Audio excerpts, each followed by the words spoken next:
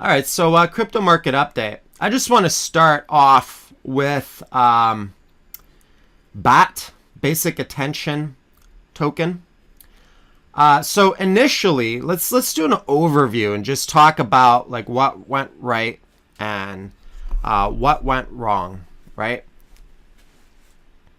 So basically, all right. So recap on BAT. I think essentially a few things happened, right? We had all this BAT hype, and I think I jumped the gun a little bit. Bought a bit early on BAT. Ended up cutting out of BAT at a loss, like close to a break even, but still a loss on the bounce here when I reduced all my bags. So that was kind of the problem with that is you need to give a coin time for proper price discovery, right? What I mean by that is often if a coin is too new, it needs time for buyers and sellers to establish a price, right?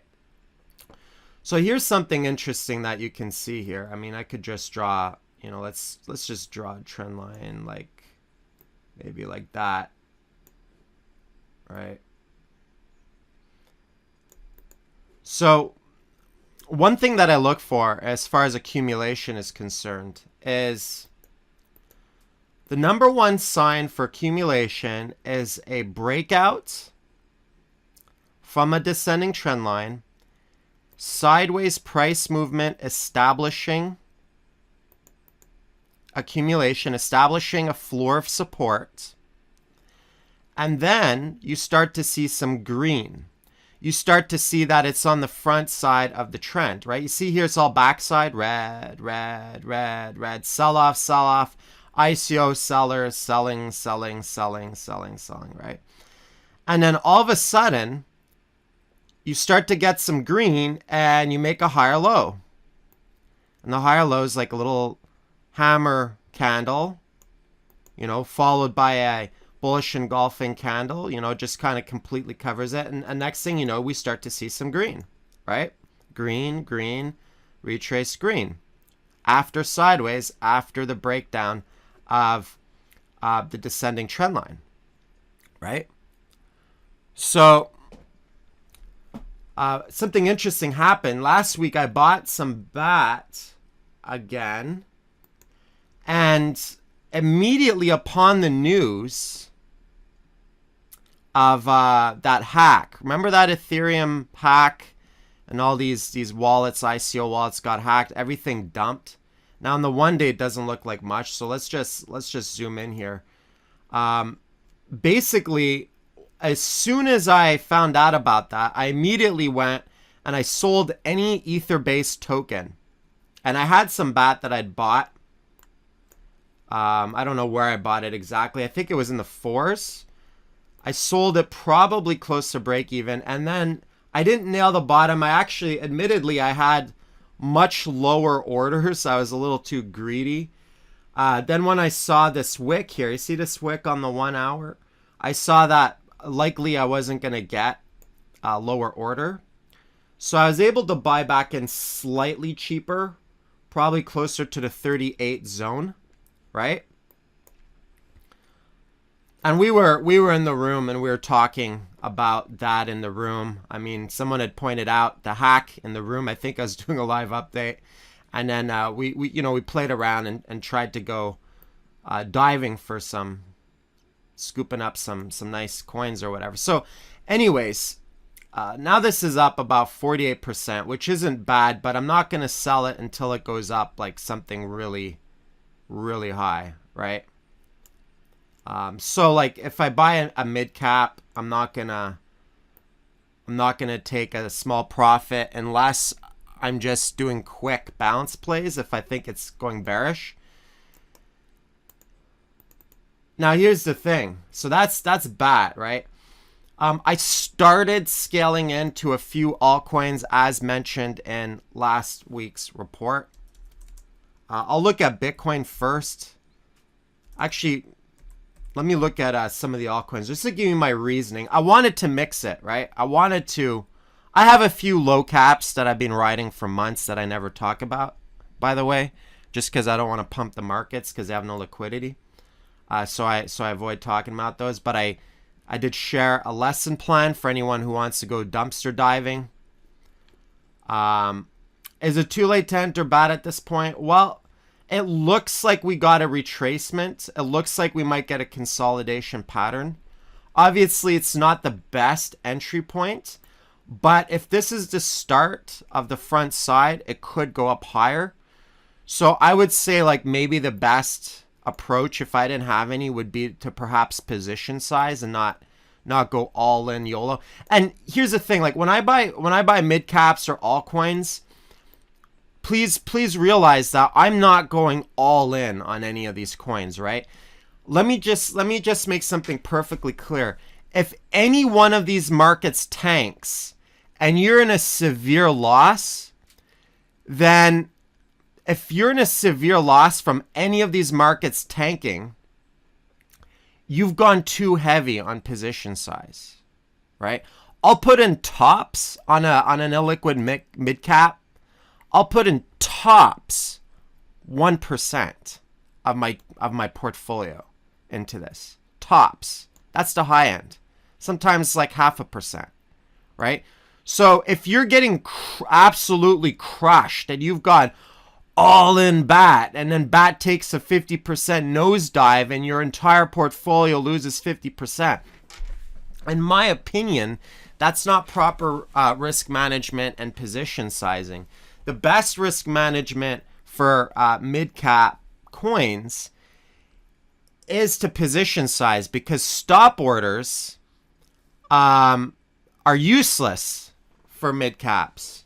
They're useless. The markets are too illiquid. You could get stopped out easy peasy. These are the kind of coins where if you don't buy at the right time, or if you're accumulating, these are the kind of coins that could easily have you bag holding like minus 30%. Right? So do you want to bag hold minus 30% on like half your entire portfolio?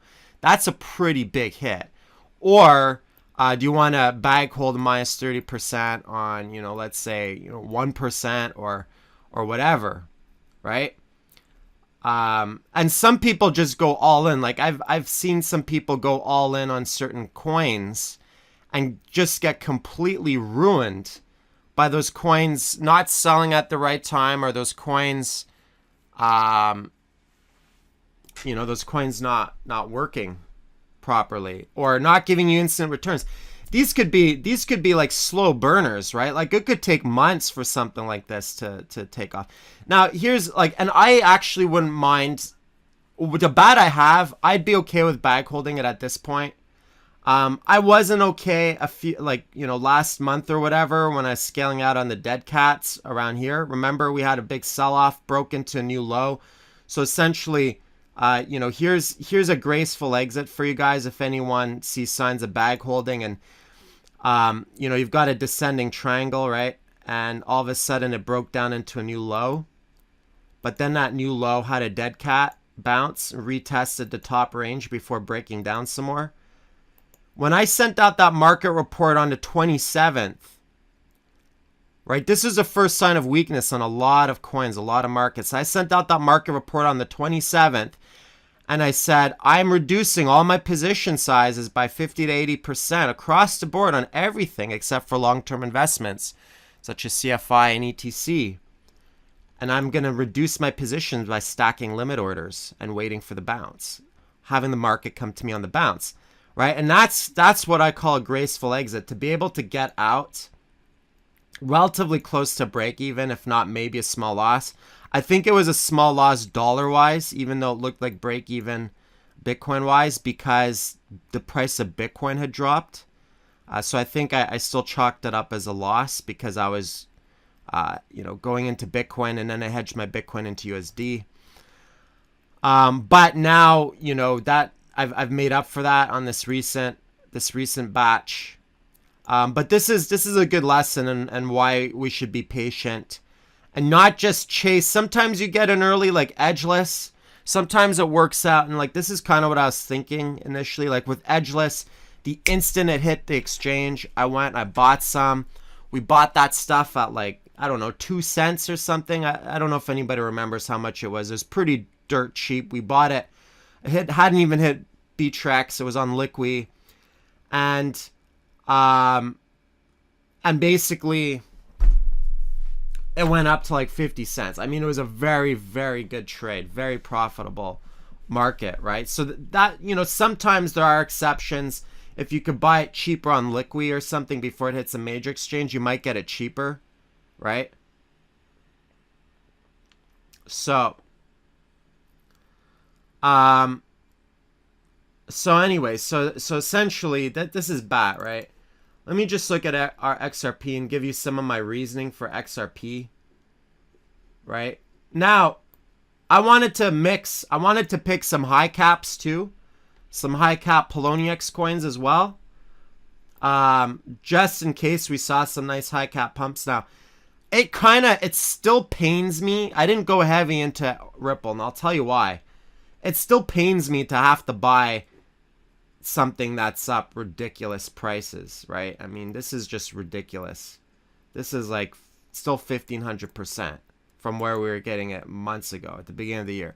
So this is still ridiculous. So I would never put seriously huge money on the line on something that's still up that high. That's just painful, right? I usually stay solvent by not doing stupid things like that. That said, I still wanted a taste in case it popped off and did another 10x or 5x or whatever.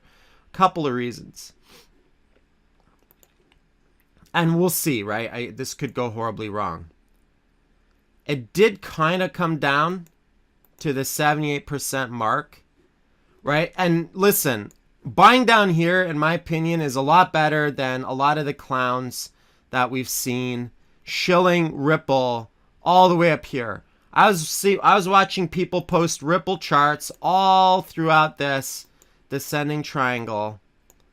And, you know, hey, it's a breakout. Look, it's a breakout, you know. Yeah, it's okay. Really? I don't know. Some people think bag holding's a style, and maybe if it's your thing. But listen, would you really want to be down 30% and bag holding that? Right? Another problem I see is that everybody posts things that they're buying or shilling, but they never post when they're going to sell. And a lot of people kind of almost champion bag holding like it's like you're some kind of champion if you bag hold stuff, right? And it somehow recovers. I don't want to be critical or anything, but hope to me is not a trading strategy, okay? If you're a bag holder, you're in the hope category, right? You hope that the markets will recover, right? And listen, no offense, if anybody's bag holding, listen, I'll bag hold stuff too, but for me, I have to specifically make a conscious decision that I want to bag hold a certain market. You know, I was bag holding some Ethereum Classic last year. Like if I decide, if you sell something that someone else is bag holding, then you are weak hands. Yeah. If I decide and make a conscious decision, okay, this is something I want to accumulate. This is something that I'll buy cheap. I'll be willing to bag hold this if it goes lower, and I'm holding this for the long game. That's a different mindset. That's a different plan. As long as it's preset as a part of your rules, that it's like, I am choosing to accumulate and bag hold this. I will weather the storms. Like, for example, I weathered all the Bitcoin storms of 2016 pretty much and bag held Bitcoin all through 2016. All the crashes I bag held because I was still bullish on it, bigger picture. So I was just trading to accumulate more Bitcoin, right? So I was okay with that, right? Last year I was bag holding Ethereum Classic. You know, and I was okay with that because I was accumulating it, right? Is there anything else that was bag holding. I think like I just choose a couple of markets like CFI. I'm okay with bag holding. I think at this point with BAT, I don't have a huge size position. I'd be okay with bag holding it. Now, let me tell you some fundamental reasons why I like BAT. The developer, he's got a good track record, right? He created Brave browser, he created Mozilla Firefox, and he invented JavaScript. I think that's a proven track record of not being, writing vaporware. Ash is saying good bag holders are those who buy an accumulation. Yeah, that's a very, very good point, Ash. I mean, a lot of people who bag hold as a trading style or an investment style, I guess some people are more on the investment category and others are more in the trading, and some people are kind of a hybrid of both. Yeah, if you buy things dirt cheap in accumulation, then you can certainly bag hold all the storms up and down. Like if you bought the bottom of something, you could bag hold that stuff for years and probably see great returns in the long run. Unless we just pull off a 2014 and then everyone's accumulation will end up back in the gutter. From dust it came and from dust it shall return. If we get another 2014 bear trend, there likely won't be a lot of stuff that would... So we're not there yet. We're not there yet because of Bitcoin. Bitcoin's, seems to be back in action, right? And I would dare say, I'm going to be bold and say this, I would dare say the only reason why alts didn't bleed out harder is because Bitcoin recovered, period, right? If Bitcoin would have broken down and went all the way down to 1,300, altcoins would have bled out their eyeballs, okay? There's more than enough empirical evidence to prove that over the past several months. Maybe the odd altcoin would have survived. I mean, there would have been some hot altcoin somewhere. There's always a bull market somewhere, right? But, picking the right one would be more like a lottery, right? So if you're bag holding a bunch of stuff. Anyways, so this is my reasoning for XRP. I mean, if it were to even retest the highs or break new highs, retest the highs, I could make some nice scratch off that. If it breaks into new highs, then we'll see. Do you have a typical stop loss percentage you work with? On liquid markets, I'm kind of ruthless with cutting out. If I'm trading a liquid market, let's say I'm trading Ethereum or something like that, I'll cut out at, let's say, a 5% loss, generally. Usually it might be for a re-entry in a lower area. For cheap markets, for like illiquid low caps, I just bag hold them. Like I know that if I buy a low cap, I might end up being down like minus 50 for the first few months. And then I'll end up like 400% or something a few months later, right? What's my definition of an illiquid market? Expect,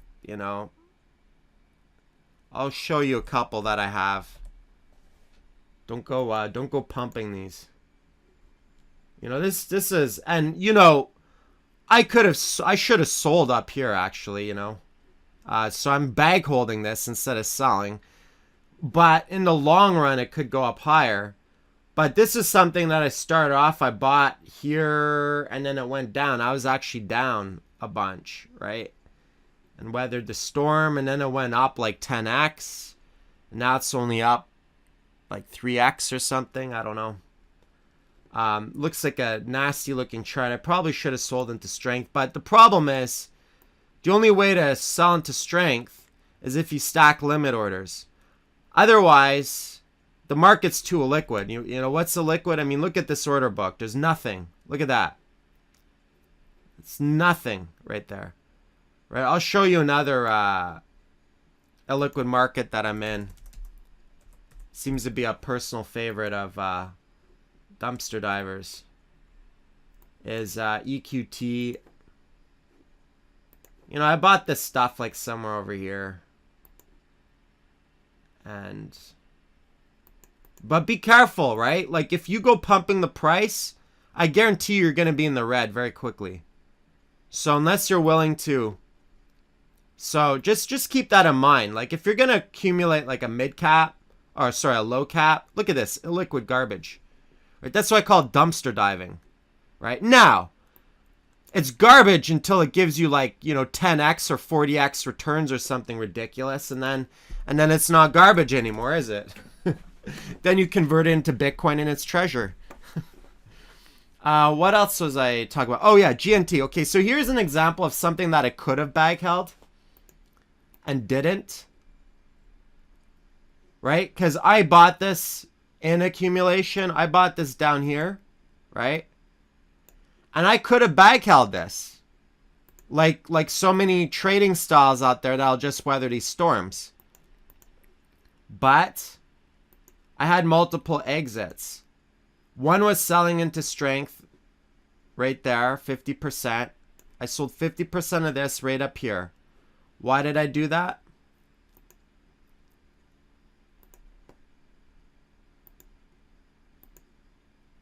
Right? 61.8% extension area. Then I sold another 50% into strength on the dead cat bounce right here. Right? Everything bled off. I said I was reducing all my bags. Bounce. Right? Bounce exactly like I said it was going to happen. Then I cut out all the rest on the breakdown of this trend line. And I was out.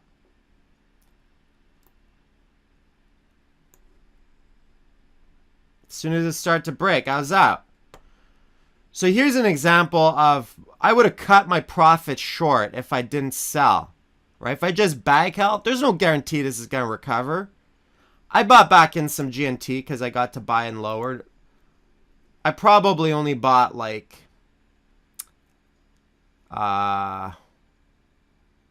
I don't know, a quarter of my original position down here. Just for a taste. Why not, right? Sell high, buy low, whatever. Right? But this might break down, but it seems like we're kind of establishing a little bit of a floor there.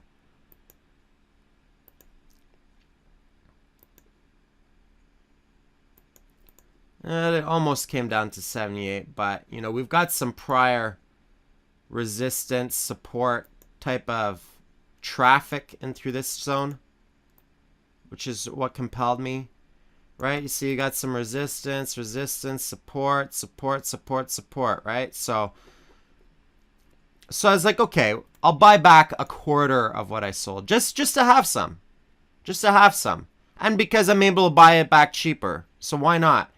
Even if it fails, maybe it'll come back and retest. It still hasn't retested this trend line, right? So maybe it pops up, retests that trend line, and then maybe I can double my money again, right? Why not? Someone's saying look at CFI. I haven't looked at this one for a while. I'm gonna go back to Bitcoin King Daddy because we haven't. Usually I open with that. Okay, so it looks like this one is, oh yeah. Okay, looks like this one is definitely in an accumulation right now.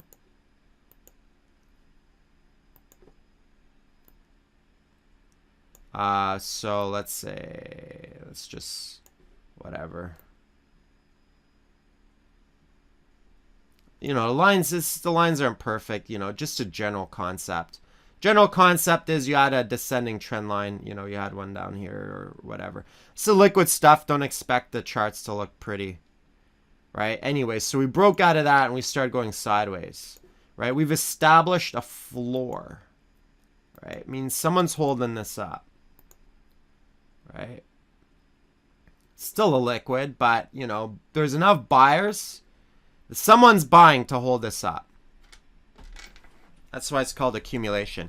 And listen, when you're buying stuff in accumulation, don't expect the markets to have high volume and don't expect the markets to be liquid, because almost anything that I've accumulated, including Bitcoin, generally in accumulation, the market is the most illiquid that it will ever be, and it'll have low volume. Bitcoin 2015 accumulation, very low volume, obviously more liquid than anything, but was very range bound, and it wasn't super liquid. I don't think it was as liquid as it is now, right? I mean, okay, let me give you a better example. Ethereum 2015. Anybody who is trading that or accumulating down there, the most illiquid time that Ethereum has ever had in its entire history. The lowest trading volume it's ever had in its entire history. Also, the cheapest area that you could have bought, minus the ICO, in its entire history. So, liquidity, like once liquidity and volume come in, usually that's when the bull trend's already cooking, right? So you could do breakout trades based on volume and liquidity. You want to look at volume for your breakout trades. But if you're accumulating, don't let an illiquid market fool you. Don't let that deter you from buying something dirt cheap. But I still don't think it's the time to go YOLO on a bunch of things. I'm really kind of focusing on a few simple markets now. I don't want to go super heavy like I did last time because, last time we were in accumulation. Right now, for a lot of things, I mean, this would be accumulation since it's a new market. But like for a lot of the Poloniex coins, they were in accumulation.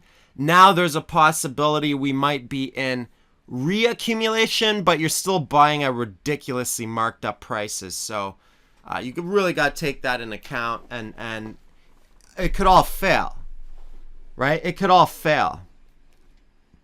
So I say pick a couple of gems that you really like and accumulate them. Let's look at Bitcoin. Oh, Zcash. Sorry, I'll show you Zcash. One sec. Zcash is like another higher cap that, I mean, the chart kind of looks a little bit gross. But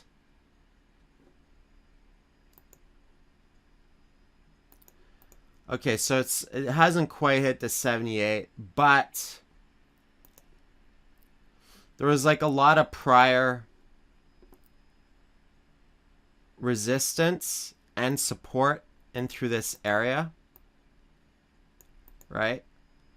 Resistance, support. So even though this is like a nasty sell-off, and it's here's another example. If I didn't sell Zcash and send out that trade alert to take profit on my Zcash, what was it? It was this line right here. It's one of those lines, right? And what did I do? I caught the breakout midway here as it was breaking out from this line, right? I would be right back to break-even point, right? I wouldn't have made any money off of that trade. It would have been a complete waste, right? At least I made some money. I could have made more money, but I made some money, right? So I don't really think bag holding is necessarily a good trading style unless you're really serious about accumulating something. And you should separate your investment capital from your trading capital and make a distinction. You could bag hold investments, but I don't know. Too many people proud of being bag holders, and I'm not seeing the logic because everything's sold off ridiculous prices. And all those people could have made way more money if they had actually sold and taken some profit. So, and I've played, I started scaling in and I caught the breakout like over here, okay? This breakout right here, this is our first Zcash trade alert. I identified that reversal very, very quickly, right? I basically traded every Zcash move, every wave. I sold on a double. Right? Like I bought here and I just I sold on a double. It was like 100% or something like that. And then it crashed. And I was able to scale in, maybe slightly lower, maybe even at the same entry, and sold some more. I could have popped another double, but I didn't. Can you tell us when you use the USD chart versus Bitcoin with alts? The Zcash charts looks totally different on USD. Yeah, now if I want to look at the USD, It's a little bit different. Now, here's the thing, folks. There's a reason why I use the altcoin BTC chart, right? The reason being is because those are the market movers. Zcash isn't, the Zcash markets are not dominated by the Zeek USD, right? The price discovery and the Zcash markets are being moved by the Zeek BTC. So the USD price is a byproduct of the movement of Bitcoin, right? That's why when I trade alts, I absolutely pay attention to what Bitcoin's doing. Anyone who just trades alts based on altcoin USD and thinks that they're independent from Bitcoin. So someone's saying Zeek CNY has 52% volume at the moment. Okay, let's look at that. Let's look at Zeek CNY. Okay.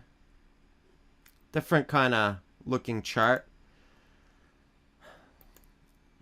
I guess it really depends. Let me just look here. It's a good point. Let me just check this out here. Depends how much influence they have over the markets.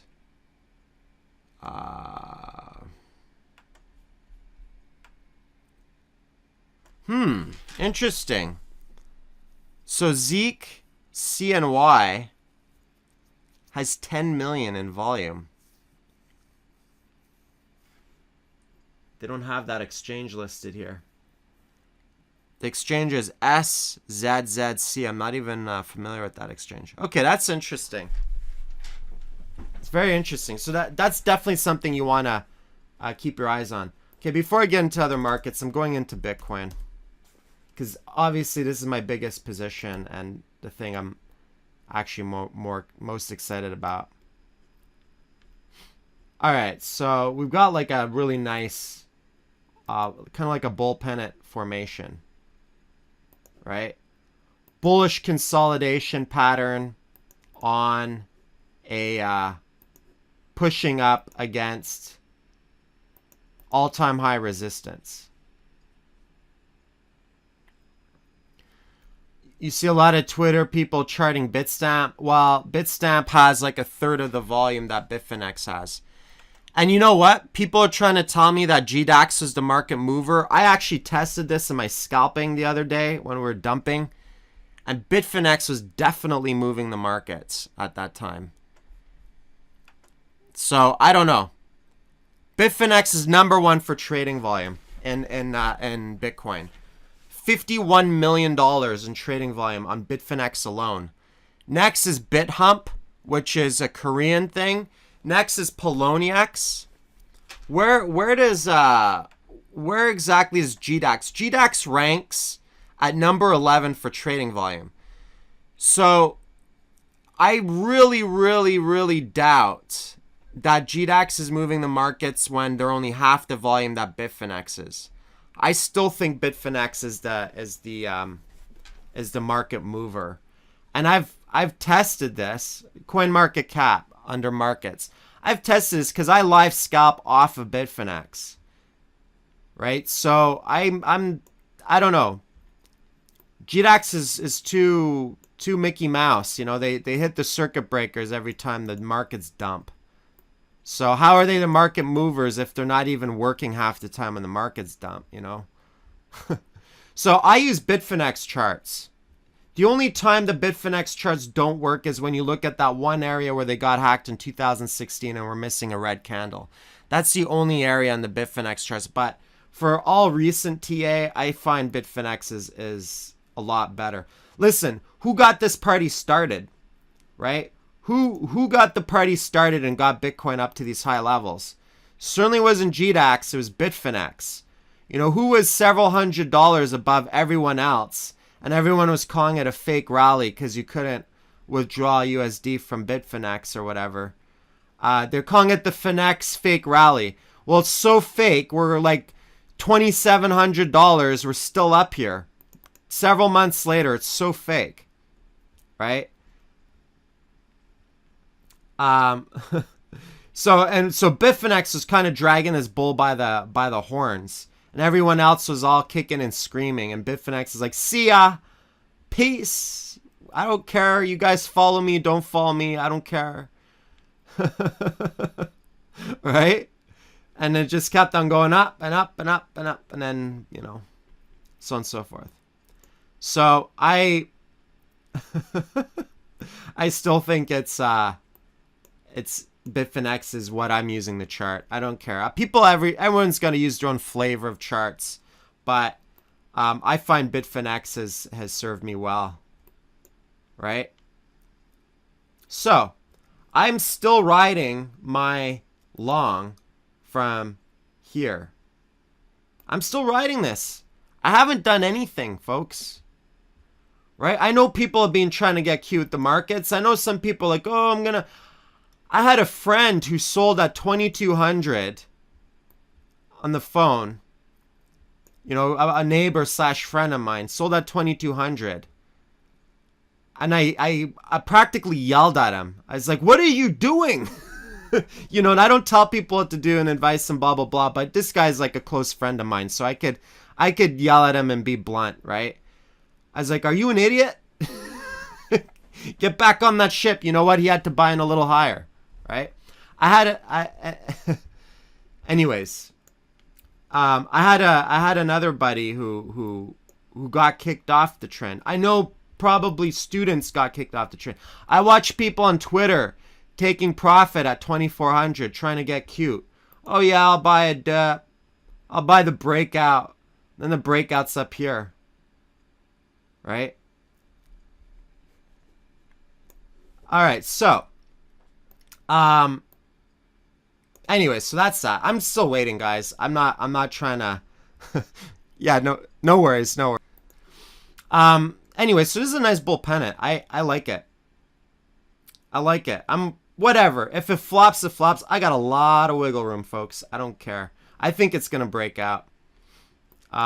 And I think it'll be good for altcoins if it does. Unless, of course, they become inversely correlated, which has entertained. This is why I'm cautious on altcoins. I'm not fully convinced until I'm convinced, right? Once it breaks and altcoins go up, I'll be convinced. So I scaled into a few, right? I don't want to miss some mega trends if we get a second wave, but so let's look at Ethereum, ETH BTC, and ETH USD. So the ETH USD chart looks a lot sexier than the ETH BTC chart. The ETH BTC chart kind of looks like garbage. But the ETH USD chart has been going up nicely with Bitcoin. So this kind of retraced 50%. Obviously, you can see a lot of traffic in through this area, right?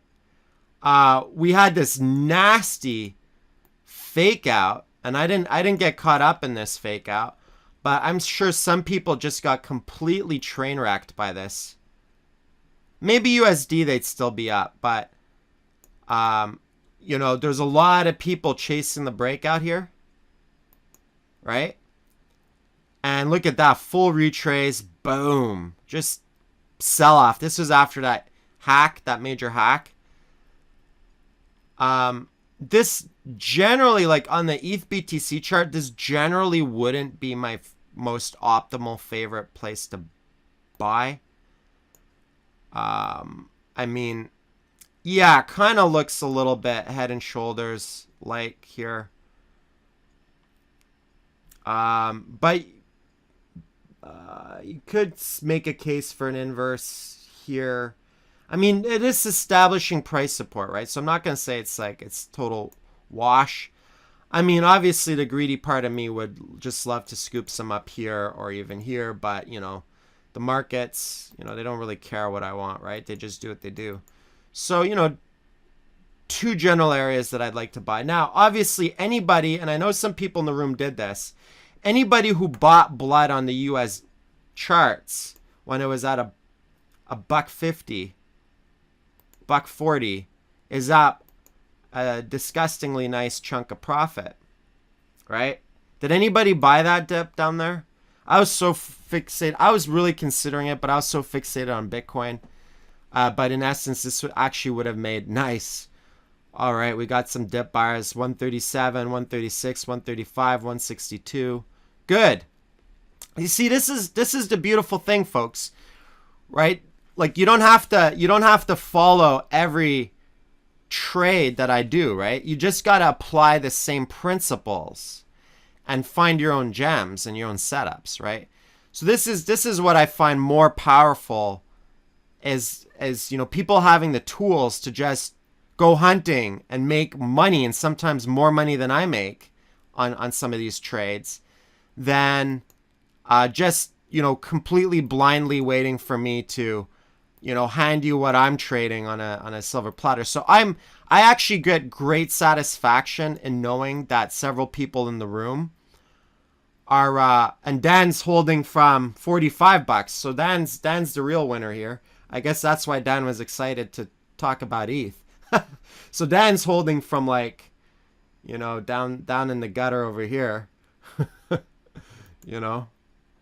Some real so that's okay. So Dan's doing pretty well on ETH. Dan's up like 1,000,000,000%, 330%. Not bad.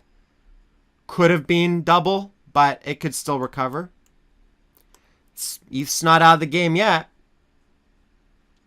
right? So little bit of slippage on profit, but still up in profit. So I guess that's the important part. The important part is that Dan didn't sell down here. That's a good thing.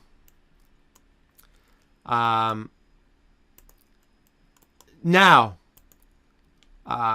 taking, one doesn't have to go all out. Dan saying he felt way smarter at $400. Yeah, one doesn't have to go all out, but it's generally a good idea to lock in some profit when you see absurdly high. Actually, you know what the first sign is? The first sign is this right here. Right here. This is the sweet spot right here. Check this out. This, for anyone who has something, is the sweet spot. The first sign of weakness, dead cat bounce, return to normal. This is fine area in the markets, whether it be for shorting or selling or reducing position size. This right here, like here at 400, you don't know if it's a top, right? Who the hell knows if it's a top of 400? What if it went to 500? What if it went to 6? What if it went to 1,000? Ethereum went up higher than I even anticipated to begin with when I bought it at $7, right? So, no one knows, right? And there's all this hype about the flippening. The flippening, it's going to overtake its market cap. I tweeted, I suspected this was the top because of all that emotional hype in the market. There were people who were angry. There were people who were excited. There's a lot of emotional drama happening up here. Usually that spells tops. But you never know, right? You don't know, right? You have no idea. In fact, there could have been an even better exit. The very, very first sign of weakness was right here on this dead cat, like a double top type of thing right here. But definitely, like you see that area and all the charts, emotional market cycles. Definitely in the emotional market cycles, this is the area in the chart that everyone's referring to. The return to normal, the entire house is burning down with the dog sipping coffee. This is fine area. The dead cat bounce, the 61.8 to 78% retracement area. The first lower high, right? The first lower high, right? The first sign of the backside of the trend, the first sign of blood. See, look, green, green, green, green, red, bam, slam down, right? Now, obviously, that's not always the case. This one slammed down and that recovered, right? But, when you see a market selling off, 36%,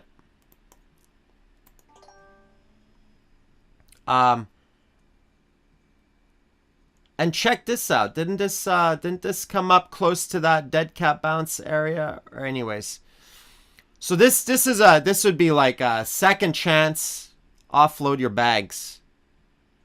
I call this a second chance area, right? Now, ETH USD right now is also forming a bull pennant, right? The reason being is because it's tracking the price movement of Bitcoin. Bitcoin goes up, ETH USD goes up. Bitcoin goes down, ETH USD goes down, right? On the ETH BTC chart, it looks like garbled mess. Like, this is gross. What is this? You know, this is just like junk, right? So it's kind of flat, except when it had a mega bounce. I mean, anyone who caught the dip and this mega bounce with Bitcoin going up and Ethereum going up, the ETH USD went through the charts, right? But it did a full retrace. So let me just take a peek at the volume, see who's kind of moving the market with Ethereum. I've noticed that the volume on Ethereum has dropped a lot lately, but we'll see. Let me just take a peek here. All right. Okay, Korean exchange, Chinese exchange, Gemini. It's actually the fiat pairings that might be the market mover, right? Because Poloniex BTC, ETH BTC is number 4. So there's Gemini. Let me just look.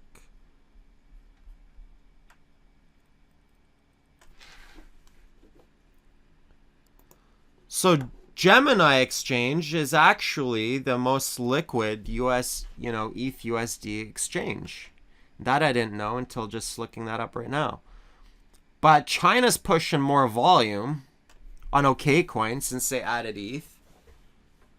And BitHump in Korea, they're pushing the most volume. They're pushing 51 million in volume, which is almost double what Gemini's doing. It's double what ETH BTC on Poloniex is doing. So it's interesting, right? It's an interesting thing to observe. So I would say next time ETH has a mega rally and it makes a movement that's, let's say, independent from Bitcoin, what I would do is I would look at multiple exchanges, including the Korean one, the Chinese one, Gemini, and Poloniex, and just look at who's moving the market, because just because those other markets have higher volume, like, traders are very habituated to old patterns, right? So traders might still be staring at Poloniex charts for market movement. So we'll see. I mean, and that could probably fluctuate because, you know, last week, the ETH BTC volume was, maybe not last week, but a few weeks ago, we were looking at 100,000 Bitcoin in trading volume. It's dropped off to under 10,000 and trading volume, right? So, you know, there's definitely volume and liquidity drying up from Poloniex, likely as traders got frustrated and shifted gears, right? Thoughts on having Bitcoin on exchanges versus hardware wallets? So I'm taking a middle path because, get this. There is a Bitcoin Cash, right? There's Bitcoin Cash, which is basically a shit coin that people are going to get for all the Bitcoin you own. You're going to get, a couple of miners or whatever. You're going to hard fork Bitcoin into their own altcoin called Bitcoin Cash. Bitcoin will still be Bitcoin. It's got all the mining power behind it. It's Bitcoin. There's not going to be anything else like it. But the good news is everyone's going to get a free helicopter money. Everyone's going to get an airdrop of some free shitcoin, right? And you'll be able to sell that on some exchanges and get yourself some more Bitcoin. So, to strategize, I don't know which exchanges are going to list it, are going to give you the split and allow you the option and give you both options. So I'm going to pull off half my Bitcoin off the exchanges. Trex is doing the split. Okay, good. I got a lot of Bitcoin on there. Although it's now flipped into some altcoins. So I kind of want to be a little heavier in Bitcoin than altcoins leading up to that. I think Bitfinex will give the split too. Ledger Hardware as well? Okay.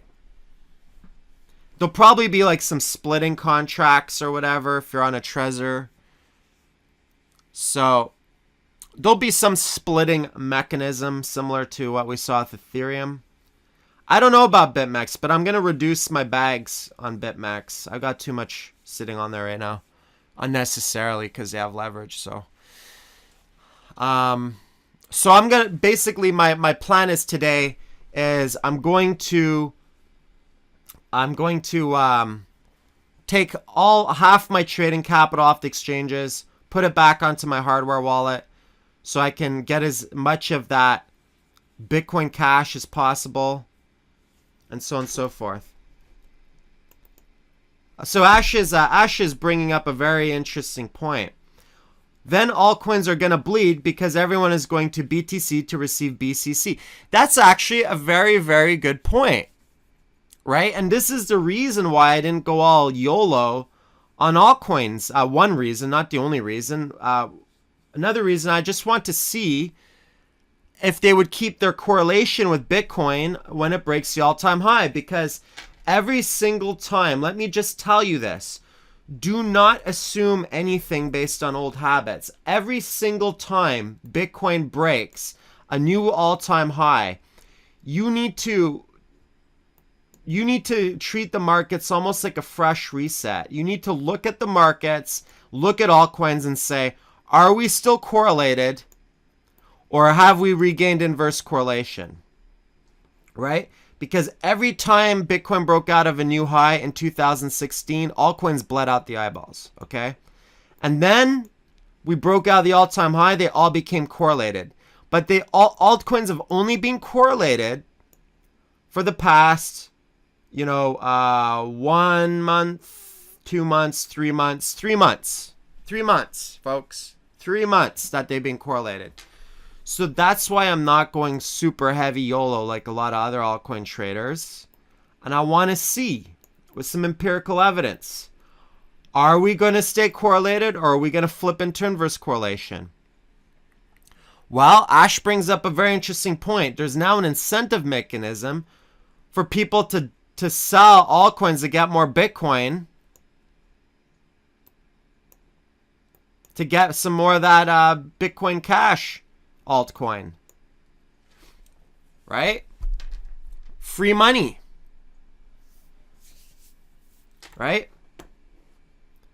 You could get like a 20 or 30% bonus off of that. Who knows what the price will be? Maybe the price will be like $500 or something and you get that extra per coin. I don't know. Sounds pretty juicy to me. Or even like $100 extra coin or whatever.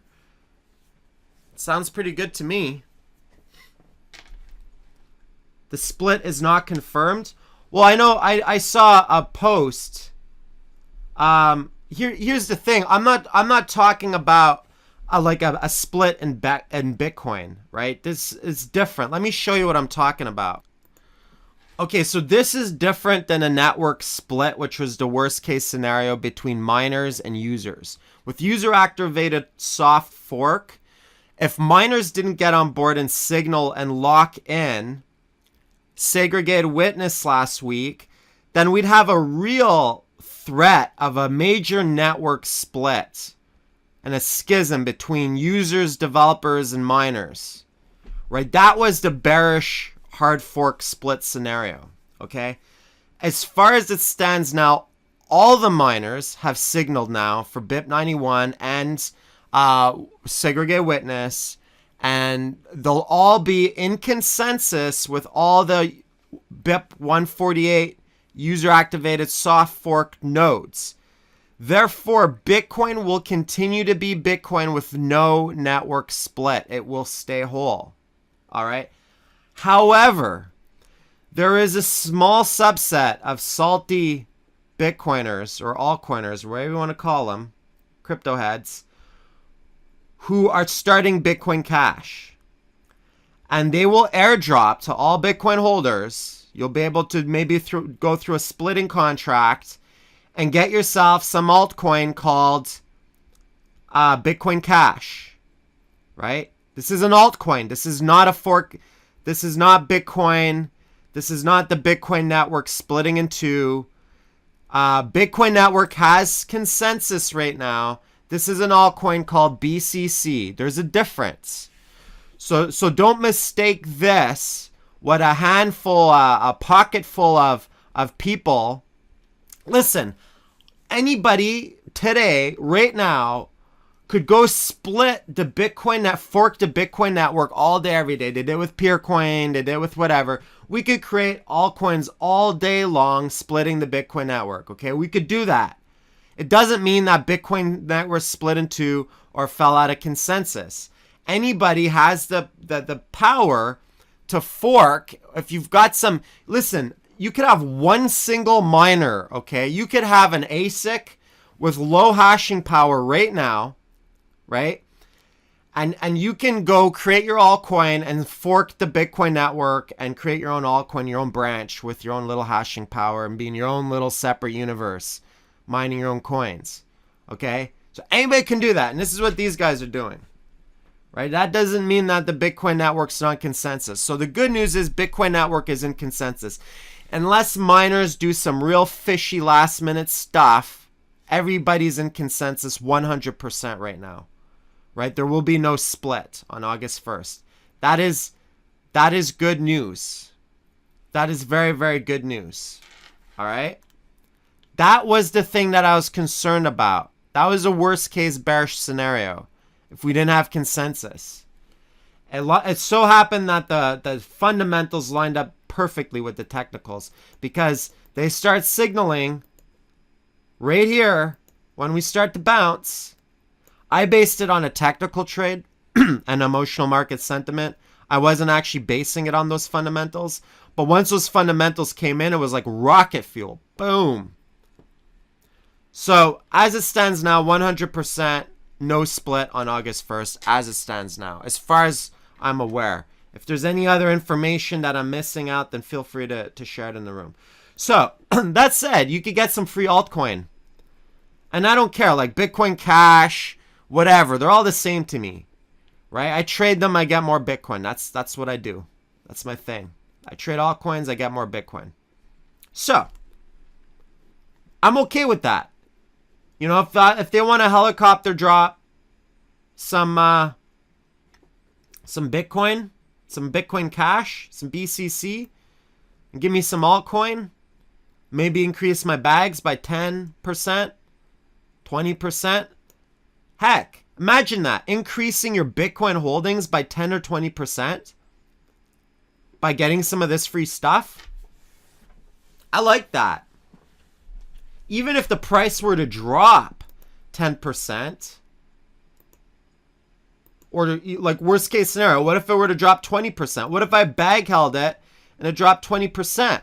Well, what if I make 20% on that other stuff? Then I can increase my Bitcoin by 20%, which would be a perfect hedge for a drop in value. So I'm just riding. Who could you sell BCC into? Well, they'll be it on some exchanges, and who knows what'll happen. You know, some exchanges will list it. So we'll see. Maybe Bitfinex will list it.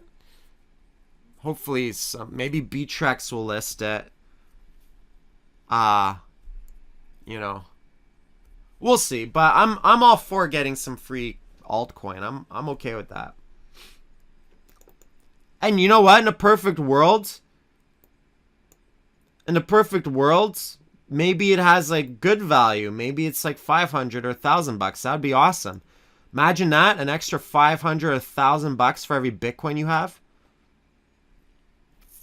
I'd be all over that. Some good money right there. All right. Okay, so we have a couple of requests for to look at Civic and Time. So look at Time.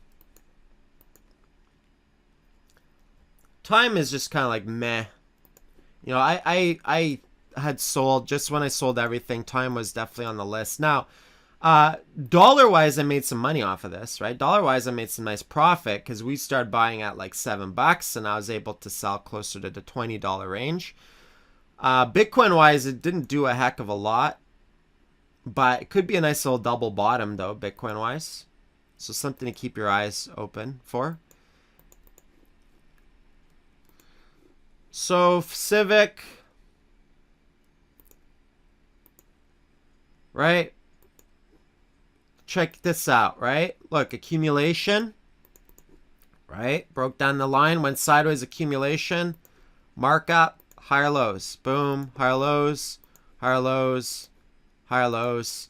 Every higher low, just like clockwork, prior resistance turns support. Prior resistance turns support. Look how predictable that is. Isn't that stupid? How many times you see this over and over and over and over and over and over and over again? Obviously, the time to bought it was down here. This is actually kind of new, isn't it? We're still in price discovery, so it could bounce and then crash and have like a reaccumulation. So I'm going to look at UBQ because that was one thing I mentioned as well. I made a lot of money before on UBQ. I kind of saw something similar here. You know, we had like a breakout and a retest type of thing. And then like making some higher lows. And look. So, you know, now it's green, right? We're seeing the front side here. So green, green. Look, 4 green candles. Pull back. 1 massive green candle. This kind of looks like starting the front side of another wave. I like the fundamentals of this coin, right? Also, we kind of had, you know, some resistance here, which turned into support. Now, this is another one, right? You didn't really want to bag hold it for this crash. I mean, it bled pretty hard, right? But, you know, it came between 60 and 71.8%. So far so good. Let's see, right? I've got some wiggle room. I bought a little late. I didn't buy it down here. I did buy on a bounce play. And I sold, like, this was one of my picks when everything was bleeding, I think, and then I had a little bounce play or whatever, but I didn't hold it because, you know, I wanted to see how altcoins would respond to Bitcoin's price movement. And I was more than happy to ride that. Okay, I'm gonna look at 2 more, and that's it. Dash and XLM, and that's it. By popular request.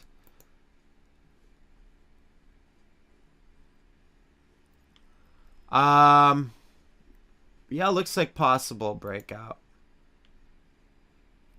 tomorrow. You'll have to remind me. Kind of looks like it's... I'm not terribly excited about it, to be honest. I'll tell you what I am excited about, though. I'm excited about this price increasing. Remember how I said if Bitcoin ever dumps, the best thing to short it would be an altcoin like Dash, right? It drops higher, or like Ethereum. I would absolutely love this to go up to ridiculous levels. I would absolutely love to see this at like $400 if Bitcoin breaks into new highs. And then as soon as Bitcoin hits the resistance there, like 4,000, not 4,000 or something like that, before correction, if Dash like doubles in price, I'll just preemptively short into it and probably be the mother of washouts. You know? Honestly, I think once Bitcoin solves its scaling drama and gets Lightning Network, side chains, smart contracts, atomic swaps between other big altcoins like Litecoin and stuff, I honestly think Bitcoin's going to eat the lunch of most of these altcoins. I think Bitcoin's going to take its market dominance back, kick everyone's butt. Right? That is my hypothesis. I could be wrong, and I'm willing to eat my own lunch on that. But, you know, alts have thrived because Bitcoin has been crippled for 2 years. Right? Like the scaling drama has prevented it from moving forward. Right? So because this is getting resolved and moving behind us, once we get all the good toys and goodies and tech, let me tell you something, folks. Bitcoin still has the best crypto and blockchain developers in the world. Right? They still have the best, and they're all volunteers. They still have the best crypto and blockchain devs. You know, most altcoins, their dev teams are super small, right? And they're a lot of them are script kiddies that just copy and paste code. Right? All these altcoins, oh, we're putting SegWit on, we're getting Lightning. Yeah, you're just copying stuff that Bitcoin developers created for you. There's no innovation there. Right? And there is some innovation in Ethereum, but obviously proof is in the pudding. We keep on seeing bugs. Right? That big hack for that we saw last week for multi-signature wallets. That hack was from one of the best. That bug was in a core client implementation, one of the types of nodes that exists. And the guy who coded that wrote the yellow paper. So he's technically like one of the best Ethereum devs out there.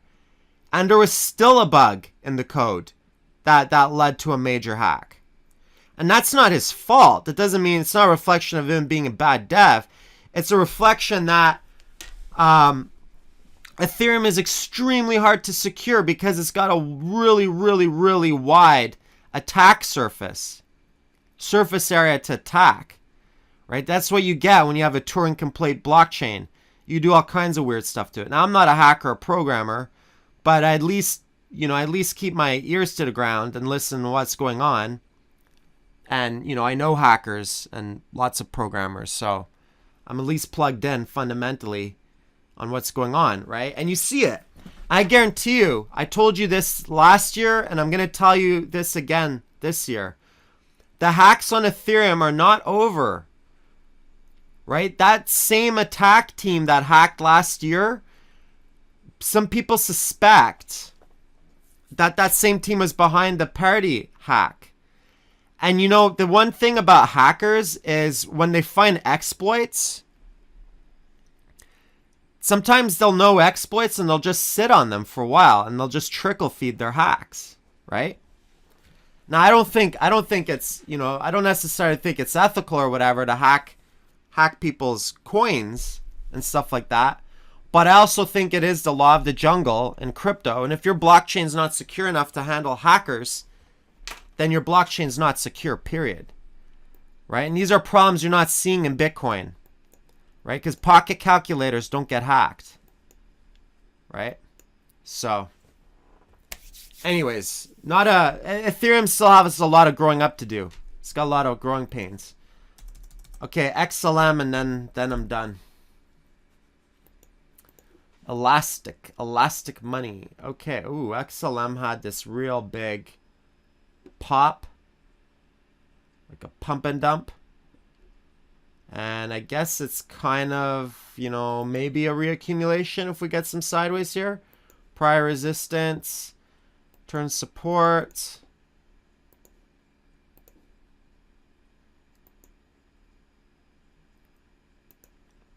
Below 78, illiquid, obviously.